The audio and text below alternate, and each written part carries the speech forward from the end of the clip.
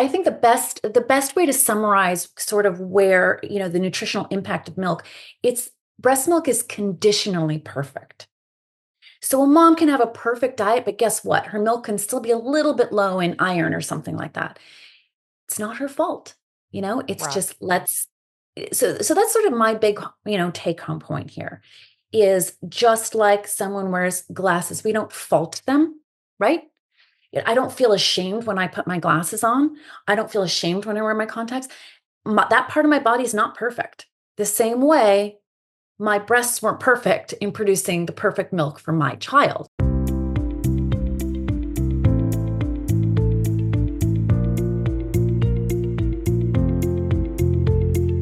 Welcome to NICU Heroes, a podcast produced exclusively for NICU professionals, with me, Catherine Whitaker, as your host. I'm the mom of 6 children, including my very own NICU baby. This podcast is produced by Hand to Hold, a national nonprofit dedicated to providing free personalized support, resources, and community before, during, and after a baby's NICU stay. As a NICU professional, you've been well trained to care for the tiniest and the sickest babies every day. While a NICU parent's scars are not as visible, those parents are often as fragile as their babies, requiring patience, guidance, and encouragement to ensure that they are mentally, emotionally, and physically prepared to endure the pressure of a NICU stay. NICU Heroes is dedicated to helping NICU professionals like you better understand, support, and nurture the entire NICU family. Howdy, y'all, and welcome back to this month's episode of NICU Heroes. I'm excited because August is traditionally known as Breastfeeding Awareness Month. And while we are definitely going to talk about breastfeeding this month, I wanted to dive a little bit deeper and I wanted to get into the weeds a little bit. I hope you guys are ready for that. So I'm a big fan of knowledge is power, but I'm also a big fan of oftentimes my guests that are on NICU Heroes and even on our parent-facing podcast have had either some experience that has opened their eyes to a new way that they can look at the world, or it helps them to become an advocate in something that they would have never dreamed of being an advocate in. And that's the case with our guests today. I think that when you're presented with a certain life lens, that you get a chance to reorient, where do I put my focus? How do I dive deeper into this particular topic? So when I was thinking about getting into the weeds of breastfeeding and even past, you hear a lot of people say breastfeeding is great for babies. Of course it is. But I wanted to dive a little bit deeper as to the science and technology of that. And I found a great guest. Their life experience, I think, allowed Stephanie to say, well, why did it go wrong? Why did the breastfeeding journey end badly? And let's figure out, let's look at the science and technology of that. And so she created a company called Lactation Lab, and we get to dive really deep in breastfeeding. So get excited because you're about to learn way more about breast milk than you knew possible. And I think it's going to help make you a better NICU professional on the bedside to give your patients and their babies the best possible information so that they can make the best decision for their particular family. I think you're going to love my guest today. My guest is Stephanie Canale. She earned her undergraduate and medical degrees from McGill University. She completed her residency training in family medicine at UCLA, and then she was a part of the teaching faculty at the UCLA Family Health Center before joining UCLA Santa Monica in 2010. She's also a member of the American Board of Family Medicine. And as a mother of 2, she has a profound passion for helping families. You're going to definitely hear that in our interview. Dr. Canale is a tireless advocate for moms and babies, and she's on a constant quest to develop tools and support for families of all backgrounds and income levels. And so with that, let's have a really great conversation. I love someone who's passionate about the thing that they do. It makes for a really great conversation. So, Stephanie, thank you for being here today. Thank you so much for having me. I'm so excited to speak with you.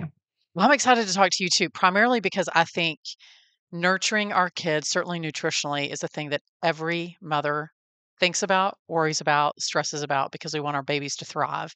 So, let's go all the way back. Give me an idea of your background and also why you're so interested and such a passionate advocate for what it is you do with the Lactation Lab. Well, thank you. So this goes back to my personal story. So I'm a family doctor. I was born in Canada, and so practicing family medicine is sort of the norm. I came to the States for residency, and my practice just slowly became about 50% peds and 50% young adults. And it was really nice, because I would see like my same patient who was young get pregnant, have a baby. I'd be the baby's doctor, the whole, classic definition of family doctor. And then I have one of those, typical stories of this all changed when I had my own children. So I was adamant about breastfeeding. I think you're right. I think it's cerebral in a mother's brain. When your kid is eating well or eating, period, you feel somewhat relaxed. When they're not, for whatever reason, it's just, alarm bells are going off. So when I had my son, I was adamant about breastfeeding, but I was working a lot and I was the breadwinner in our family and went back to work soon after he was born. So I was like, oh, I just, I sucked at breastfeeding. I absolutely Okay. sucked at it. And so I would pump and I could pump a lot of milk. And so he got breast milk in a bottle. And then we made it to the 3-month mark. And I was like, I just can't do this anymore. This is crazy. And then when I had my daughter, so 22 months later, I had my daughter, that's when I had all these expectations in my head. I was like, I am doing this for a year. I'm going to be that mom. I'm going to love it. I'm going to I'm going to will excel at it. this. This is going to be great. I'm going to will this. Exactly. So needless to say, I, riddled with anxiety. And again, I sucked yet again at breastfeeding, but with her, it was different. So I could pump so much milk. I mean, I feel I wasn't necessarily an overproducer, but in 10 minutes I could have, 2 6-ounce bottles. And she would drink it. And then she was, back in the day, the diagnosis was failure to thrive, growth faltering. And so she was 6 pounds, 4 ounces at birth, born luckily at term on the day, 37 weeks to the day. So we were not in the NICU. However, we were almost hospitalized a few times with her because she just lost so much weight. And that's when it really played with my mind because I was like, what is going on here? Because I'm the common denominator, right? Right. And that's what really sparked my interest in what is in my milk and what is not in my milk. Something's missing here because she not only was losing weight, she would have a bowel movement every 10 to 12 days, which was stressful, Right. and clearly not absorbing enough. And at the moment I gave her a bottle of formula, I'm miserable along the way too. It's not like she was a happy, a happy baby this whole time. Right. And then the day I gave her a bottle of formula, she pooped, she was happy, she was peeing this time, but it was just like, what is going on? Why don't we know? And that's what kind of sparked this sort of like side note. Who knew like, this is where I'd be so many years later, but basically going down the rabbit hole of like women's health. Why don't we know more about this? Why don't we, why is it such a mystery? Why is it that the mammary gland is the only gland in the body we don't have a diagnostic test for? Why is it that I can't just send off a sample to a lab, have it tested just for basic nutritional stuff, like how many calories? I just want to know because it's assumed when a baby's failure to thrive or growth faltering that it's an intake issue. It's always Right. assumed. Because we're told babies, it's about 21 calories per ounce. Is that right? Am I The remembering that assumption right? is 20 Yeah. calories per 20. ounce Yeah. Okay. across the board. Yeah. Well, and I think most people assume like if you're breastfeeding, because we hear it all the time, oh, your body makes what your baby needs. So maybe let's dive into that. Your body makes what your baby needs. So how did this business of Lactation Lab, I mean, Oh, certainly you've probably heard that.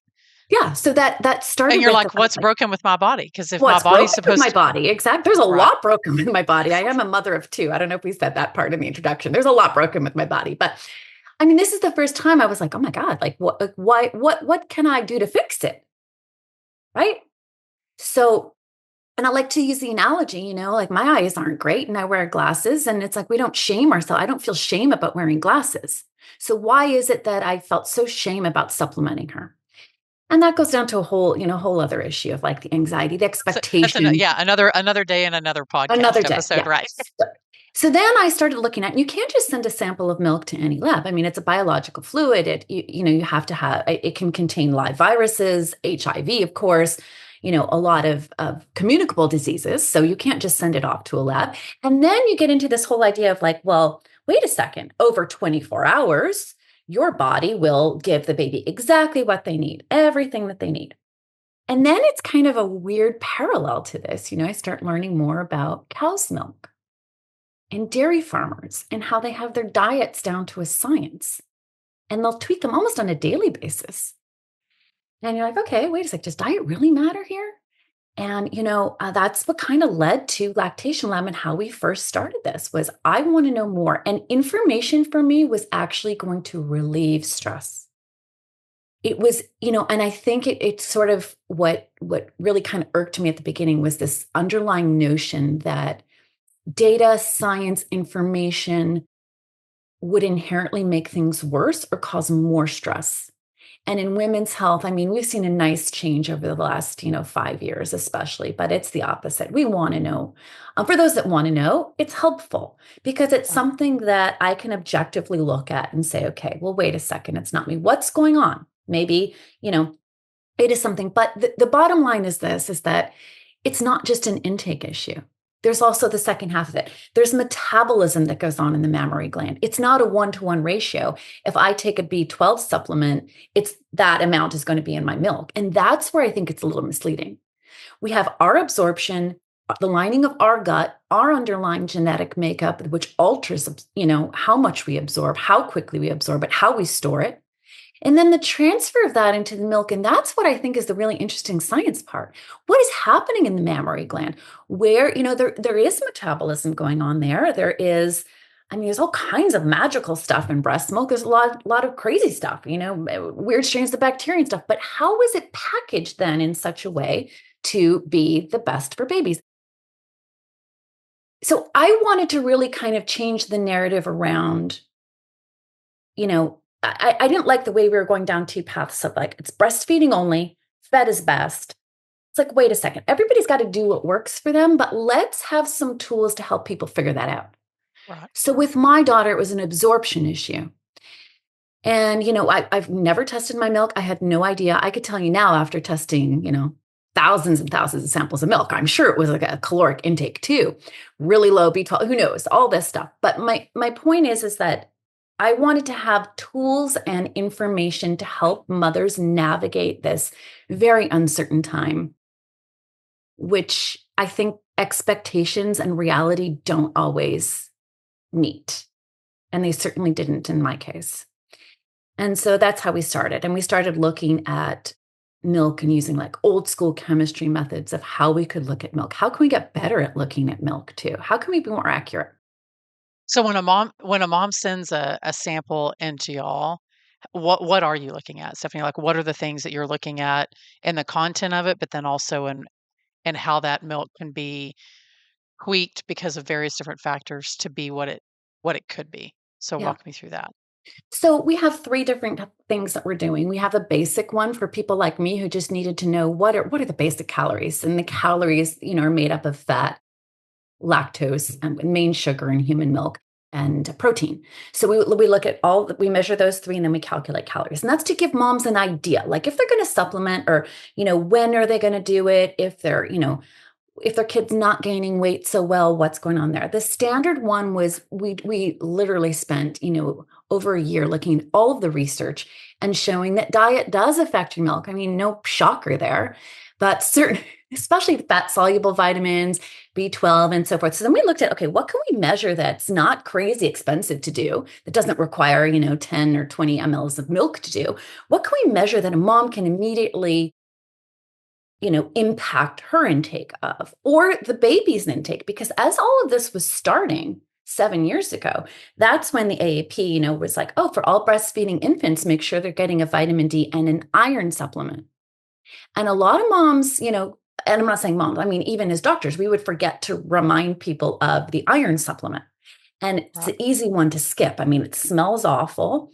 It's kind of hard to digest, right? I mean, let's be real, right? And can cause some stomach issues, but there's a reason for that. So iron is I would say in 80% of case of milk samples we've tested, iron is really low. So babies do need extra iron. Iron is fortified. There's a lot of things that are added to cow's milk. There are formulas, but are not to human milk, obviously. So where are the gaps and what can we do to really kind of overall come up with a better solution here? We also test, and I got down this is another rabbit hole I got down because I have friends that are environmental chemists and so forth. And when this is actually before, but when we were starting to get into the weeds, before it kind of hit the news a few years ago about baby safety food. And I'm in California, so Proposition 65 over here in the heavy metals. And that's when I was like, heavy metals in baby food, like that can't be. But what sparked my interest in even looking at, could there be anything toxic or heavy metals in human milk was we worked with a woman who was undergoing chemo while breastfeeding. And then we started to look at, okay, how can we measure that drug and see if that's still present? That's what sparked our interest down this one way of looking at milk and measuring certain things. And then we look at vitamins. So again, it came back to the fact that like me as a mom, I mean, I feel like a failure every day. That has not changed. But failing at breastfeeding for me was a pivotal moment because I then in my mind would say, oh, well, I took my vitamins today, or I would eat a crappy diet because I'm working so long, but I took my vitamins. Okay, that's fine. And I just took it at face value. What's on the label is what's in there, nothing more, nothing less. And, I feel silly now for saying that after all we know about vitamins. And, Right. I think again, like people are changing, things are changing, things are moving in the right direction overall. But I think that, especially when moms are pregnant, I think we take on, and especially breastfeeding, you take on all of this responsibility and, assuming, and I think the best way to summarize sort of where, the nutritional impact of milk, it's breast milk is conditionally perfect. So a mom can have a perfect diet, but guess what? Her milk can still be a little bit low in iron or something like that. It's not her fault. It's Right. just so that's sort of my big, take home point here is just like someone wears glasses, we don't fault them, right? I don't feel ashamed when I put my glasses on. I don't feel ashamed when I wear my contacts. That part of my body is not perfect. The same way my breasts weren't perfect in producing the perfect milk for my child. Right. So I really want to change that narrative around that, oh my God, it has to be breast milk, it has to be this. The reality is, and we know this from data, that human milk is fantastic. There's a lot of weird, wonderful things in there. And crazy strains of bacteria and stem cells. And I could go on for hours and hours to talk about how great it is. So how can we then provide this nutrition? Because, and especially in the NICU, they need more. It all needs to be fortified. So what can we fortify with? What other, ingredients? What can we do to really encompass total nutrition at such a pivotal time too? Because there's no other time in life that you're going to have that kind of impact, right? Our son had an intestinal illness, and so as we watched him grow, Stephanie, I think, the philosophy was, well, we'll just feed him more. So I was feeding him almost basically around the clock. We were trying to get him out of that failure to thrive category. But as I look back, I think, man, that was 15 years ago. I needed you. I needed you a few years before that. But like if I had been able to test the milk to be like, where are the deficiencies, and if it was caloric or was it vitamins, where was the deficiency? Because I feel like a lot of times we focus on the caloric side and not so much on all the other things. Right. So maybe give people an idea of like what are some of the external factors that you might see after you've tested a sample of milk and you figured out, okay, these are the deficiencies. What can a mom do on the other side to sort of fill those deficiencies, whether it's diet, supplements, formula, Right. whatever? Like, what would some of those things be to kind of give people an idea of, okay, if I'm deficient in this, then how do I fix it on the other end? Well, I think it's really important to go back to, just to start with iron and vitamin D. So it is recommended that the child themselves get their own supplement of iron and vitamin D. There's not a human milk of all species is low in iron and vitamin D. Right. There's a reason it's all fortified. So I think that's number one, is that, consider talking to your healthcare provider, but making sure, and those recommendations are, the AAP, they're there about iron and vitamin D for all breastfeeding infants, but consider that they're until a child is old enough to have solid foods that contain enough as well. So that's not every child at 6 months just stop or something, that has to be tailored to them. What we commonly test for and what we see all the time are vitamin C, believe it or not, vitamin A, and B12. And it's interesting, the B12 levels that we tested that are the highest are those in vegans and vegetarians. It's like they Interesting. already know they're going to be low in B12, so they're taking So they higher ramp it up. doses of supplements. The people who were really low in B12, I would say like people like me. I'm not a vegetarian. I'm not a strict vegetarian, but I'll eat meat once in a blue moon. So in my mind, you know what I mean? I think so. That's one of the common ones we see, and that's an easy, straightforward supplement. So as a side note, all of the supplements and everything that I've tested and that I've seen, I really am pushing moms that are pregnant, wanting to become pregnant or nursing, to really just go back to the basics. Straightforward iron supplement on its own, folic acid on its own, and a B12 on its own. These, a lot of the prenatals are mass produced. They have negligible amounts of certain things like B12, for example. It's not uncommon. You'll see 8 to 12 micrograms of B12 in a supplement. That's just not enough. And I understand why it's formulated like that. It's just not chemically stable otherwise. The other one is DHA, which I think is become pretty well known because of all of the work in studying infant formula. So I think moms are pretty well aware that you have to, to take a separate supplement of that. That's great. I usually recommend the plant-based ones because of the mercury, and you never know the way it's made.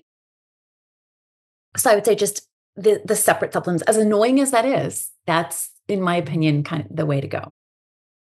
And then, when moms are breastfeeding, I think the other thing too to remember is, to drink a lot of, I say always equivalents of water. You know what I mean? So it doesn't have to be water, but you have to just drink a lot.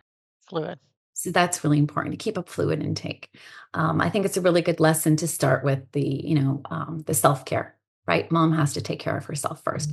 But I do think it is misleading to think that if a mom takes her vitamins, that they're automatically, and your body's adjusting, so forth. And I think there's a lot of misleading, wives' tales out there about the fact that your body will just make up for whatever's missing. Number one, how does your body know that?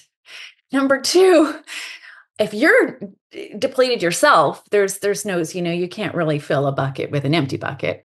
Right. But it's, again, I think there's a lot we don't know about human milk and how it's, there's something called the human milk fat globule. So the fat soluble vitamins get packaged in a certain way.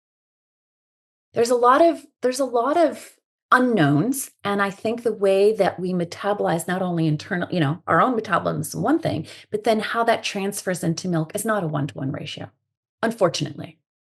Yeah. So now you have me think about a couple things. Okay. One is composition of milk. Does that change over the course of, let's say you breastfeed for a year? Yep. Is the composition always going to stay the same? And then the second thing is, if I produce milk as a 26-year-old mom versus producing milk as a 39-year-old mom, what does that look like? So maybe let's tackle composition. I know that's Yeah. two different factors. That's age of the baby and like the course of breastfeeding one baby, and then the course of maybe breastfeeding. I ask this because I'm the mom of 6 and I gave birth at 26 and at 39. I'm very interested to know what that may have looked like. Now I Yeah. wish I could go back and test it all. Okay, so let's talk about those two things.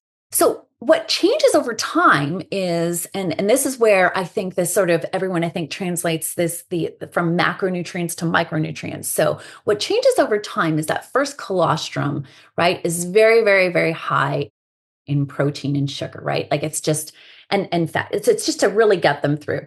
What ends up happening over time in breastfeeding is that the protein will steadily decline. Your baby needs less. That's fine. Now, micronutrients, right? All your vitamins and minerals, and that's different. Those are weight-based requirements, and in fact, those go up. So I think you've got two different curves to talk about. So over time, you'll see that a mom who's breastfeeding, a preemie, for example, will have a very high protein milk. A mom breastfeeding at term will have less protein, and so forth. Fat is the most variable, varies throughout the day over, we ask moms to collect over a 24-hour period, but it's so individualized. It's the biggest Right. driver of calories. And it's so dependent on so many things, right? How much fluid did you intake? How did you empty the breast? Did the baby have a good, all these things. And that can slowly decline over time or maintain. And it's variable within that same mom throughout the day. What is interesting, though, is that we see variations in the macronutrient levels of milk when there's a traumatic birth. When a mom delivers, and prematurity is sort of, I'm not trying to encompass it all under one umbrella, but a traumatic birth, moms really have a hard time breastfeeding. I think Yeah. it makes sense that physiologically your body's not going to be able to, you're saving the resources for your own life and so forth. And so, No, I mean, because certainly after the traumatic birth of our fifth one, and I was a high milk producer. After his birth, I was like, why is my body not producing milk? And that's when I learned how much stress plays a role. When you talk about different factors, it never dawned on me because I was like, wait, but my body's done this before. And my body was freaking out. It was like, you're high stress. There's no way. And I did literally everything I could to boost my production, and I felt like a failure. So you yeah. don't realize how much that stress, sorry, keep going, but to give people an idea of like how much stress can affect all of those things. And it's not just psychological stress, it's the physical stress too, Yes. right? An emergency Yes. C-section, delivering multiples. I mean, it is, again, I think we need to talk about that more because it's not, your body doesn't, it's easy to feel like a failure when you deliver early, right? It's easy to blame ourselves for not carrying to term or doing the best we can. But the reality is it's not our fault. Just like when you're, with a traumatic birth, crash C-section, whatever it is, your body may not, and that's okay. So my big take home message is, what do we do for those moms Right. that can't do that? So the other thing that we see too is that breastfeeding multiples is another one where we actually see, again, it's a quantity issue, but it's interesting enough is that we've tested milk from moms that are, I'm going to say around 18 would be the lowest off the top of my head, up until 49. We have a mom who's 49. No different. You can't tell the age based on the milk. Really? Mhm. Okay, that's fascinating. Now, we haven't gone down to like a cellular level and measured how many live Sure. stem cells, but I would imagine if they're producing milk, then you cannot tell. Yeah, it's amazing. So Man, the human body is fascinating. Okay. So if somebody so let's walk through this. So Stephanie, if you're finding yourself, whether you're just a quote unquote normal mom, or if you're finding yourself in the neonatal intensive care unit and you're like, I want, knowledge is power. Like I want to know what yeah. I'm producing. What's the process that somebody would go through to utilize what you have? Like how do they collect it? What do they do? When can they expect results? Kind of give people an idea of how that process works. Yeah, right now for moms, we have, our, like I said, I usually recommend our basic kits, especially in the NICU. So in the NICU, this is again sort of like a big, interesting topic, is that it's assumed that all human milk is the same in the NICU. It's assumed it's all 20 calories per ounce. Mhm. It all contains X amount of protein, X amount of fat, X amount of sugars. The reality is we know within the same mom, forget about different moms, within the same mom, that changes quite a bit. Protein and fat especially changes drastically, but different moms, and then especially donor milk. In order to be a donor, you have to have had exclusive breastfeeding for at least 3 months. You have to have you gotta have the engine going. You know what I mean? Yeah. And the donor milk we know is much lower in protein. So then when it comes time to supplementing and fortification in the NICU, so it's pretty clear that, all human milk is fortified in the NICU, that especially for, extreme preemies, they need more. And that growth would normally be happening in utero. For them, it's happening in the NICU. They need X amount of protein. And there's strict guidelines based on SBGAN and AAP about what that protein, per weight per day should be, what the fat, calories and so forth. And so what's interesting to me is the calories and protein within the first 2 weeks of life determine brain volume and brain growth. And this is what led to my second thing, is that we are hoping later this year to launch the first ever test strip that has 3 reagent pads. This will be for the NICU. This is a medical device. It's a test strip with chemistry of 3 different reagent pads on it for protein, fat, and lactose. And that is read with a smartphone. It extracts the color image, and based on that, there are pre-calculated calibration curves on the back end. So basically like a color, like back in the lab when you would do a colorimetric test and see and measure each one. So we have a BCA assay, a triglyceride assay, which triglycerides make up 98% of the fats in human milk, and lactose in human milk. And so we're hoping it's a 3-minute point of care test that we could do at the bedside to allow for easy fortification. The reason why I think it's been quite a drawback right now is a few things. Okay, there's a lot of data out there. So we actually got FDA breakthrough designation for this device because we were able to show that targeted fortification, so meeting those exact requirements proactively, those kids spend less time in the NICU, have better growth metrics, and better cognitive. This is not my research, by the way. This is other people's stuff that we just summarized. And then what we've also shown is that the fortification process, again, when you just assume you're starting with 20 and you're not, we know you're not, you know what I mean? There's been thousands of samples. When you're assuming that, I mean, those kids, they about 58% of them, some studies have found, continue to have growth problems even after discharge from the NICU. So there is a window of time at which there is a critical and unmet need, especially those first 2 weeks of life, where if we properly target on a daily basis, on every feed basis, if we can get to the proper amount of calories and protein, these kids will do better long term. And it's just interesting to me, the family doctor, these kids are in the intensive care. There's no other patient in the intensive care anywhere, let alone fixed volume feeds and intake, that is not having every macro, micronutrient ounce of anything being measured in them. Right.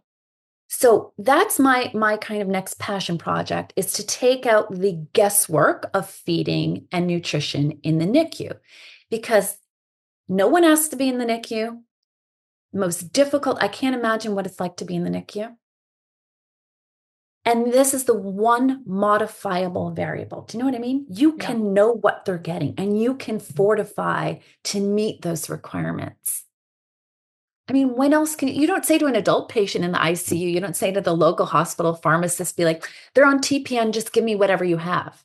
No, they're going to say sex, weight, what are their medications? What's their kidney function? And so it's interesting to me that there hasn't been a quicker adoption to this. And I think the barriers to that have been a few. Labor is one of them. Who's going to test the milk? Who's going to prepare all these bottles, right? A volume of milk needed to test. And then, the results. So I think this kind of goes back to, I have a 14-year-old who's studying biology for the first time. Love it. This goes back to maybe some of the science stuff could be important, but I sound like a broken record. No, I love it. So a mom would send her milk to you, and does she get or that you have the at-home kits as well? So what does that tell them, and then how quick can they implement what they learn?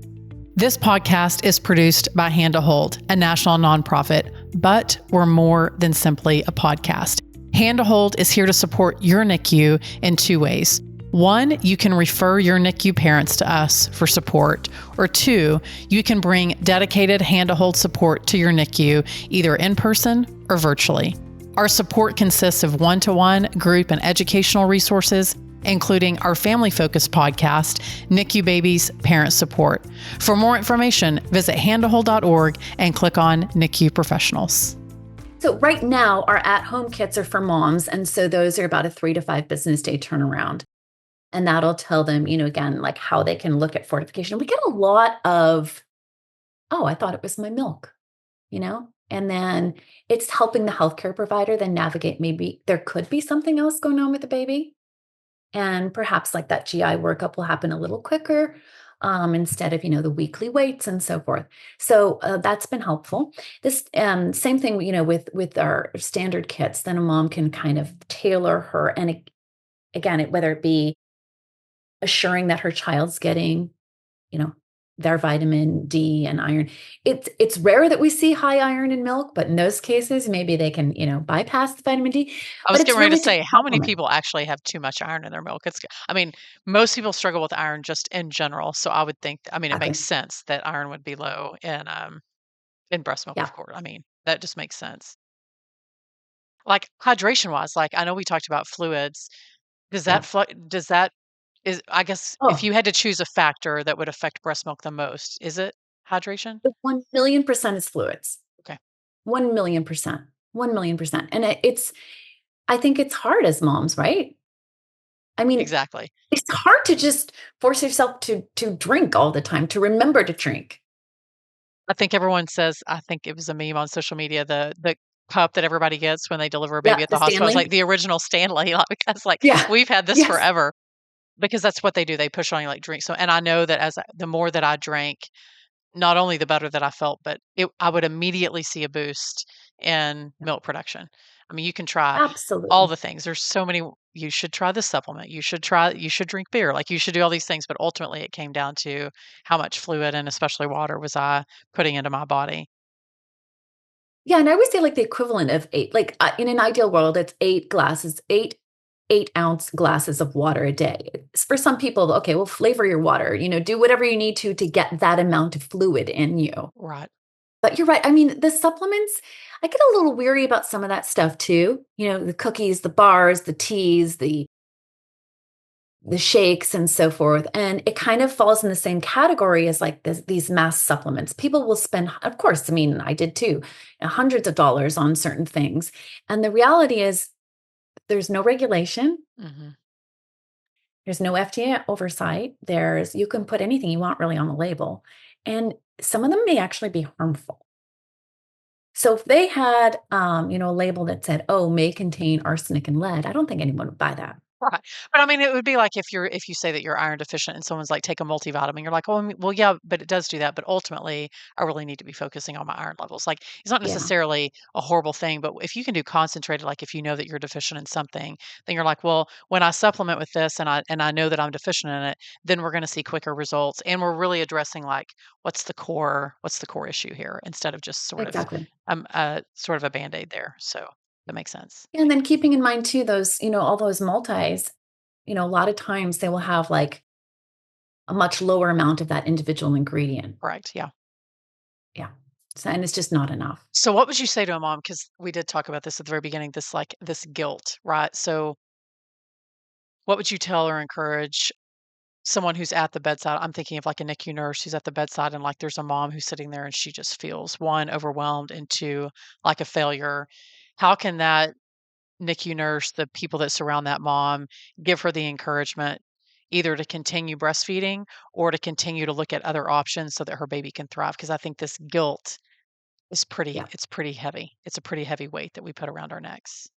I wish if I could have, one wish in life, it would be to make my own magical pill that would make that guilt be alleviated because I felt it and I was not in the NICU.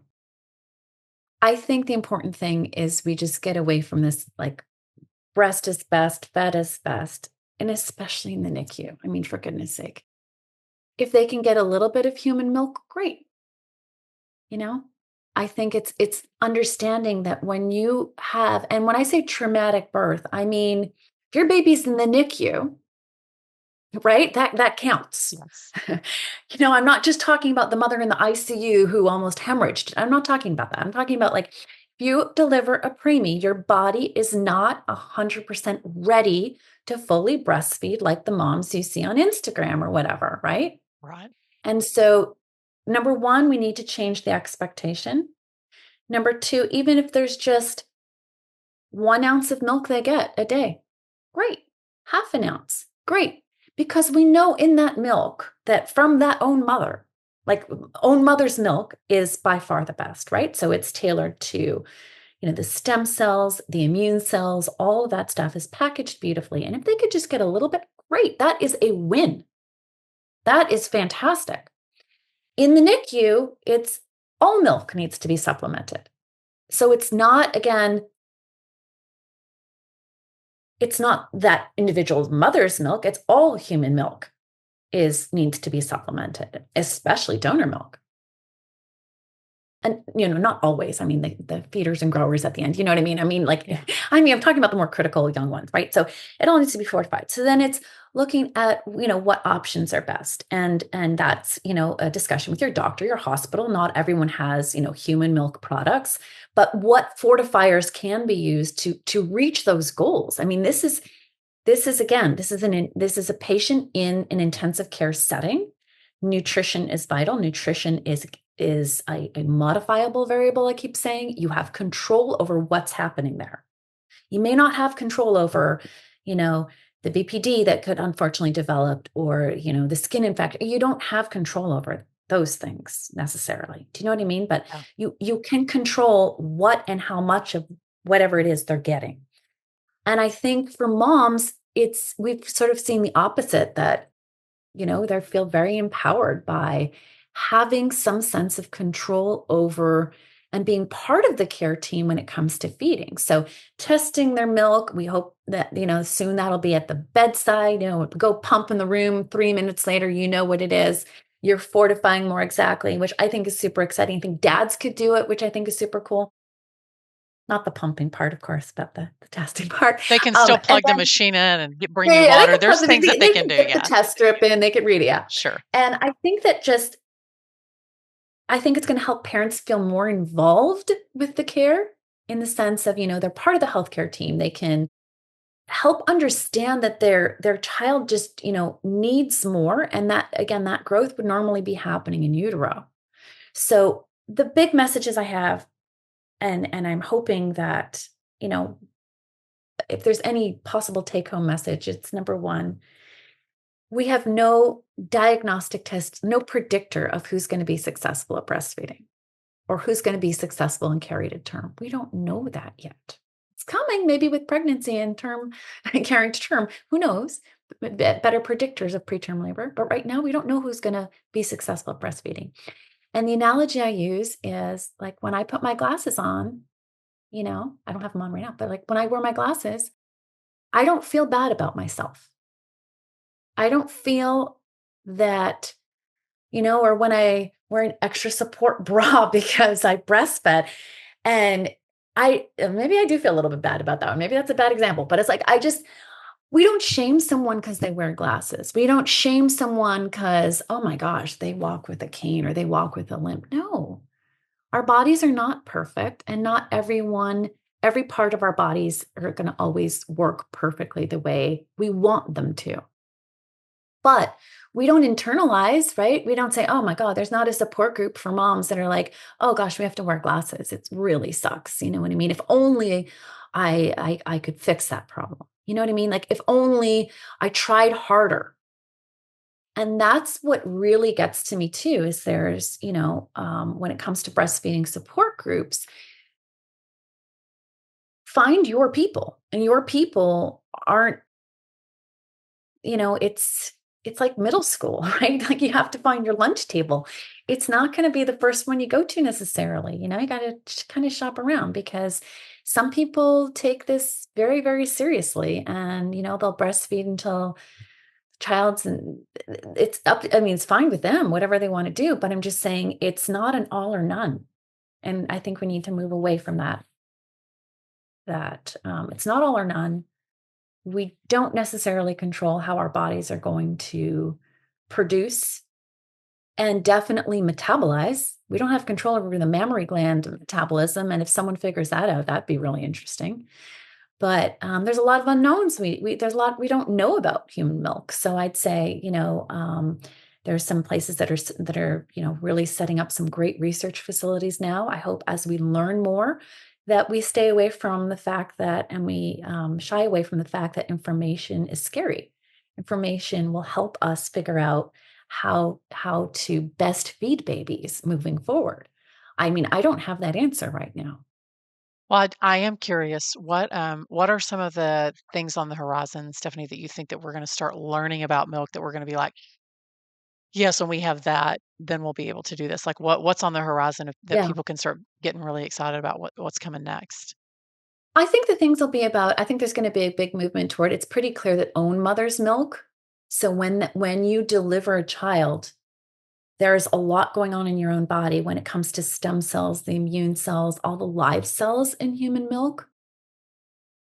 That's super important. So before pasteurization, so I'm talking like own mother's milk, not, and Right. and second is donor milk, but that own mother's milk is by far superior. Donor milk comes in second, and then formulas. And for other reasons, it's formulas, mostly, the sugars and so forth. But human milk, and especially unpasteurized human milk, has a lot of like weird, funky stuff in it, which is great, right? It has like different bacterial cells. We did a study looking at the RNA expression. We found salmonella, listeria, crazy stuff. Why is it in there in small amounts? Why, human milk oligosaccharides? I think what we're going to start to see is a push toward an exclusive human diet in the NICU. So it's going to be human milk, whatever the own mother can provide, with human milk based fortifiers. And I think that it's going to be, and potentially modular components, right? Just fat to drive up calories. But again, I also was back to 14th grade biology. I was telling, when I was doing this presentation before, I was talking to someone and I was like, you can't just give extra fat. You cannot live on a 100% carb diet. You know what I It's mean? too bad It's that we about, can't, right? It's so I know, because unfortunate. I would thrive. I am a We all million would. percent. We would all Yeah. thrive. It's about the balance, right, of Right. protein and fat. And so, and especially in preemies, right, they can go into metabolic alkalosis, acidosis. You have to maintain. And so I think it's really interesting and exciting that there is an area of research in nutrition in the NICU that can actually, you know, have such a huge impact immediately, that parents can be part of that. And that, especially as research is coming out with, like, maybe it's modular fortifiers, maybe it's a protein fortifier, maybe one day there'll be a human milk based protein, solely a protein fortifier, right? Maybe it's Yeah. modular, whatever it may be. But it's pretty clear that human milk is best, but it doesn't, and that's a combination of all products. So what are some of the ethical considerations, Stephanie, that y'all are thinking about when you're testing that milk and then sharing that with parents? Like ethically, what are some things that you want to make sure that you consider when you do that process so that those mothers are getting the best possible information that they can get to make the changes that they need to make? I mean, we test everything, we always test in triplicates every time we test something. So I feel pretty sound about how we test it. And I think it's all about the messaging. I think it's moms, we try to send the message that we understand this journey can be a little more bumpy than expected. It can be tough for some people. And it's not about an all or none.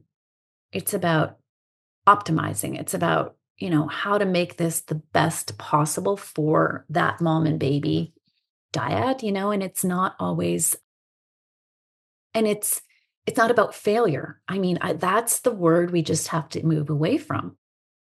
Is this hard enough as is? It's physically hard, it's mentally hard to breastfeed, emotionally painful. Yeah. And what can we do to help? And I think the unknowns make it worse for some. Not Right. knowing.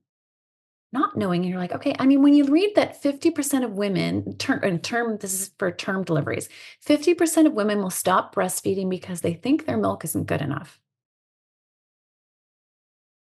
We probably can prove, we kind of know otherwise, right? But there's no positive feedback loop at all. Anything else you do, whether with health, fitness, whatever, nutrition, if you said, oh, I'm going to do this diet, I want to lose weight and feel better and get in, you can go have a blood test done, have a before and after done. When it comes to breastfeeding, it's so psychologically and emotionally and physically, unfortunately, very very difficult for some. But yet there's no positive feedback. There's no, and that's what I love is when moms get the results and be like, oh my gosh, I thought for sure it was this. I'm shocked. I'm shocked my milk is, you know, and that's pretty common actually. I'd say at least 50% of our samples, the caloric, I'm just talking calories in general, is much higher than formula. We see protein levels, usually a little less, which is to be expected, right? But the caloric value is actually much higher. So I think that's really empowering for That's moms to be like, dude, fascinating. this is great, you know? So how do you address, Stephanie, like the mom that either, there's a lot of disparity in healthcare. Like, how do you Yeah. address maybe the mom that either doesn't have the support, maybe doesn't have the financial resources, or doesn't have the education to even know what questions to ask? How do you address, I guess, that gap in the knowledge is power component and helping them provide the best possible milk for their baby? Well, it's really interesting you say that because one of my things that's kind of over the last 4 years, I've been really working on this device, this test strip, and so forth to eliminate that because we got FDA breakthrough designation, we will qualify for a new technology add-on payment. So Medicare and Medicaid will then hopefully see those fingers crossed. Yes, I see that. Hopefully, then be they will help us have this information in the NICU readily available right next to the pumps, you know? I think education, I mean, I don't know how much more data you need to, the government needs to see. 50% of births are Medicaid, 50% of preemie births. Preemie rates are unfortunately increasing. So, what can we do here? We know that breastfeeding is also good for the mom, right? So, breastfeeding's for mom improves mom's health. So, we know that decreased rates of breast cancer, ovarian cancer, diabetes, heart disease, hypertension. So, yeah, it's great and wonderful, and a lot of moms have great intentions to do it. But how can your? I think that's a great question. That how can we help the mom who has four other kids already at home and is in the NICU? How can we help her? And I do think, I mean, I've yet to meet a mom that knowledge and support, I think, is where we start. We start with number one, support, and that's providing resources in the NICU at home. The Affordable Care Act has helped with mandating breast pumps. Just again, setting the expectation right. It does not have to be all or none. Even some, a tiny bit. Great. Awesome. What's one thing that you wish people knew about, like, just breastfeeding in general? Like, I feel like there's a lot of anecdotal information out there. People Yeah. assume one thing or assume another. Like, what's if you could tell one big thing, like if only people knew this, then that would make a Okay, big well, it's gonna difference. be a long one thing because because I I love a long really one thing. wish Let's hear it. Yeah, let's hear the it. long one thing. I wish people understood that it's not a one-to-one thing, that it's not this, you know, whatever your baby needs, your body magically creates it for the baby. Do you know what I mean? Right. And I think it's like, let's start teasing out, where did this come from? Where, you know what I mean? And this is science. This is physiology. You know what I mean? This isn't magic. This isn't, and so what's coupled with that then is the notion of try harder. Right. That if you just do it more often, you need to pump more, you need to do this. For some people, it is not going to work. Again, it's science, it's physiology. We may not know the exact understanding of why, but those genes, hormones, whatever, have shut down that process, whether it be traumatic birth, which is the most obvious, most easy to look back and study, or not. And we don't know and other reasons. And so I think, and then the expectation, right? I think expectation and reality do not match for most moms. So I know it's a long-winded answer I gave, and I didn't really answer your question properly, but I wish that people understood that, there's metabolism within the mammary gland. There's a lot about human milk we do not understand. There's a lot about the drivers of who's going to be a great breastfeeder and great producer we don't understand. And so then expectations should be set accordingly. And really, if there's one thing that I could ever be part of in this world, I want to be part of alleviating mom guilt, and especially for moms in the NICU. I mean, my heart goes out to them. And if there was a way of saying, oh my gosh, use this, hopefully, later this year, use this device and you can see your milk is great. And we're just adding a tiny bit of this, like, Yeah. awesome. And you know what I mean? And today you only pumped 1 ounce. That's okay, but we need to add this to meet these goals. And let's get away from the all or none. I mean, I think a lot of people, Stephanie, find themselves when you talk about this, I'm not good enough. I actually think when you get knowledge like this and you find out like where the deficiency is, in the marathon scenario, you might actually be at mile 25 and you just have to go one more mile, where most Yep, moms think I only ran a half. Like I I know. got I got 13 more miles to go. I think that it might be just the final push to be like, "Oh, I was almost there." Or you were there. Or I mean, or that's or the you were crazy there. part. By the way, you finished a month ago. You know Right. what I mean? You actually Like, that's ran my you favorite actually one. ran a Yeah. double-double, right? Like, Yeah. Yeah. so this idea that we think that we are so deficient Yeah. because our babies have this horrible designation of called failure to thrive, which I absolutely hate that term on the paper, failure to thrive, because so d- it's it's so disheartening as the mom to see that Yeah. when you know the effort that you're putting in. But if you got the failure to thrive diagnosis and then you realize, man, I was almost there, or we just need to change this one thing, and then we could completely change this diagnosis or completely change the outcome. And we all know that the sooner that you intervene, the sooner that you can maybe tweak something, how that has massive benefits 5 years, 10 years, 15 years down the road. And you're like, oh, we changed that one thing. And if we changed that one thing, it really could have made a big difference. I love that. I always like to ask this as one of my last questions because I like to hear people dream a little bit. So if Yeah. you could dream big about what we can provide, the information that we can provide to parents and what they could learn about breast milk, like what do you hope in the next 10 years that we might look back and be like, "Oh man, this is awesome because now we have this one piece and it's such a game changer." Like if in an ideal world, how big would you dream? In an ideal world, I would love for a mom to be able to test and know, just like you can do an at-home urine dipstick test, to just know. And I'd love for us to know the science behind it so that, I hate to use this analogy, but just like the dairy farmers, they know exactly what to do. By the way, I That we're not, appreciated that. My 2 degrees are in agriculture and I took oh, it. yeah. And so I really appreciated that analogy, but yes, we do. We know exactly the ratios in which what we feed cattle is Yeah. down to the science, and it's highly monitored and it's very scientific. It's very scientific. And I want us to study more about, learning more about the science and sort of the whys. What can we learn from human milk? I mean, I think the human milk oligosaccharides are fascinating.